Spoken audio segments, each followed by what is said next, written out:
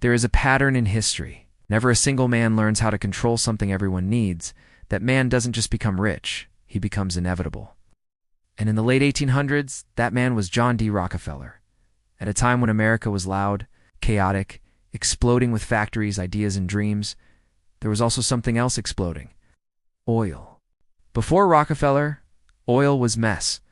It leaked, it burned, it was unstable, and companies were failing every single day.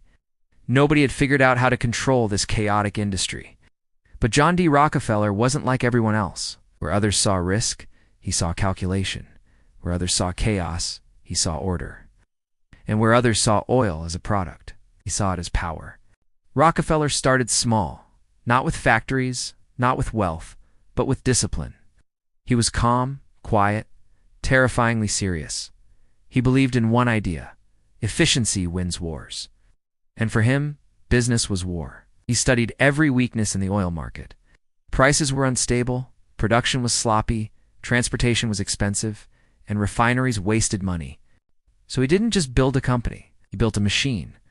Instead of competing like everyone else, Rockefeller did something no one saw coming. He started buying his competitors. Not aggressively at first.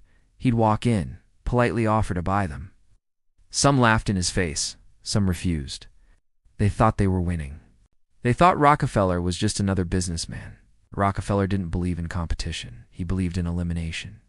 Slowly, refinery by refinery, city by city, Standard Oil began to swallow the industry. If someone refused to sell, Rockefeller didn't fight them with guns. He fought them with math. He cut prices lower than anyone could survive. He made oil cleaner, better refined, cheaper, and more reliable.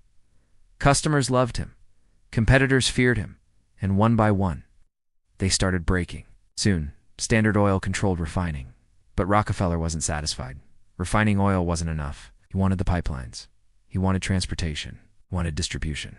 He wanted every single step from the ground to the lamp in your house. Once he controlled that chain, something insane happened. Oil didn't just belong to the world anymore. It belonged to Rockefeller. Imagine living in a world where every factory, every train, every ship, every street lamp, every home, every business depends on oil, and one man controls it. Governments noticed. Newspapers noticed.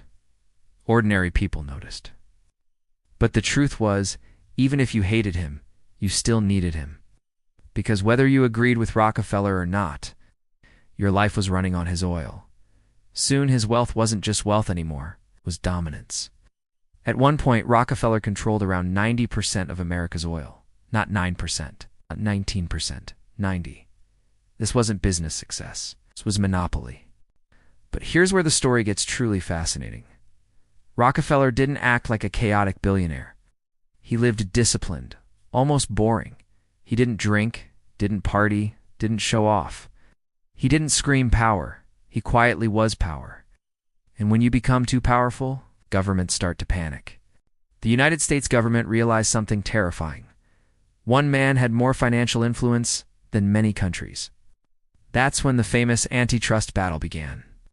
The government went to war with Rockefeller. Court cases, investigations, public anger. America wanted to break the giant, and eventually they did. Standard Oil was forced to break up into multiple smaller companies. But here's the twist. Breaking Rockefeller didn't weaken him. It made him richer. Each company that came out of Standard Oil became a giant of its own. Exxon, Chevron, Mobil. These weren't failures. These were children of Rockefeller. They dominated the world. His net worth skyrocketed. His influence expanded. History silently agreed. You can break the company, but you cannot break the empire he created. Rockefeller became the richest man in modern human history. Adjusted to today, his wealth was beyond imagination. But his legacy didn't end with business. He shaped philanthropy.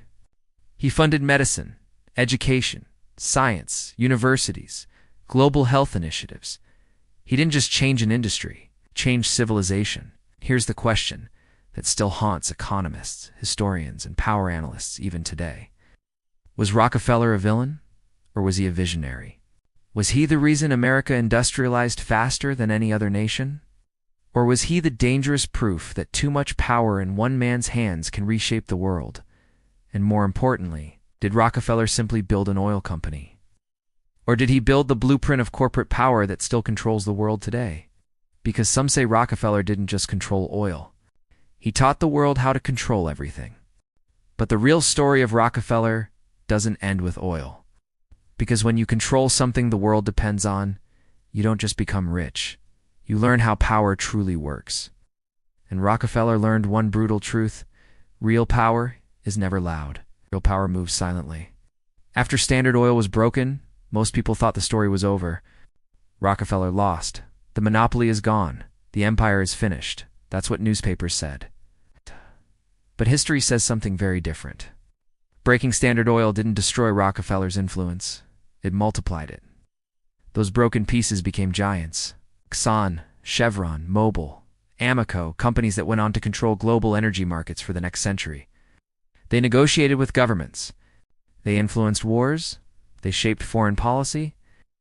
And behind all of them was the same DNA: the Rockefeller blueprint. This is where the story shifts from business to legacy. Rockefeller understood something most billionaires still don't. Money is temporary, but systems last forever. And Rockefeller built systems. He didn't just dominate oil. He started shaping medicine, education, media, global policy, and charity.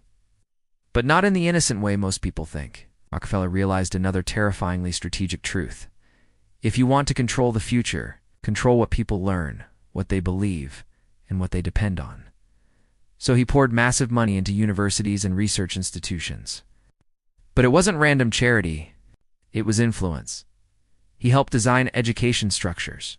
He helped set standards. He shaped how business, economics, health, and even science were taught.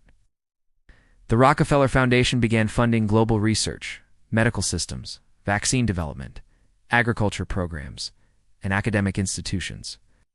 To some, that sounds heroic. To others, it sounds calculated. Because here's the debate that still divides historians. Rockefeller gave away more than $500 million in his lifetime, billions in today's money. He built universities like the University of Chicago, funded medical research that helped eradicate diseases. He built foundations that still operate today, became the father of modern philanthropy. Not the question, was this kindness? Or was it control? Because when you donate to universities, you aren't just giving money, you shape curriculum. When you fund medical research, you influence what gets studied and what doesn't. When your foundations work with governments, you don't just support policy, you guide it. This is where Rockefeller's story turns from impressive to frighteningly strategic. The world suddenly realized Rockefeller had done something bigger than building an oil monopoly. He had built a power monopoly. Even after death, his influence didn't fade. His family continued operating through powerful organizations, investment networks, and foundation systems. Couple that with the companies that evolved from Standard Oil, and Rockefeller's fingerprint quietly stayed on world economics. Every time oil prices shook the world, every time wars were fought near oil fields, every time global economies depended on energy giants, the shadow of Rockefeller's empire was still there. And that leads to the most controversial part of his legacy. Some historians believe Rockefeller helped build global stability, industrial growth, healthcare advancement, and education. Without him, they argue, America might not have industrialized so fast. Energy might have been more chaotic. Maybe millions wouldn't have had access to light, fuel, transportation, and development. But others believe Rockefeller proved something dangerous. That capitalism, when left unchecked, doesn't create competition, it creates kings. He became proof that a single person can hold more power than governments, that money can bend laws, that influence can outlive a lifetime, and that once someone truly understands how systems work, they don't just win the game, they redesign it. Today, oil companies still dominate global politics. Energy still decides wars. Corporations still influence governments. Billionaires still shape universities, healthcare, and global policy through donations. And many believe that blueprint started with Rockefeller. That's why even after more than a century, one sentence still echoes whenever his name appears. Was Rockefeller a villain? Or was he simply ahead of everyone else? Maybe he was the ruthless capitalist who crushed competition, manipulated systems, and built one of the most powerful monopolies in history. Or maybe he was the visionary who forced order into chaos, created discipline in an unstable industry, pushed the world into modern civilization faster than anyone else could. Good or bad, hero or villain, genius or tyrant. Maybe he was all of them at the same time. But one thing is undeniable. Rockefeller didn't just build an oil empire. He built a legacy that refuses to disappear. He created a design of power that even today's billionaires quietly follow. And that's why historians say you may escape companies, you may escape governments, you may even escape countries. But if there's one design of power humanity has never escaped, it's the design John D. Rockefeller created.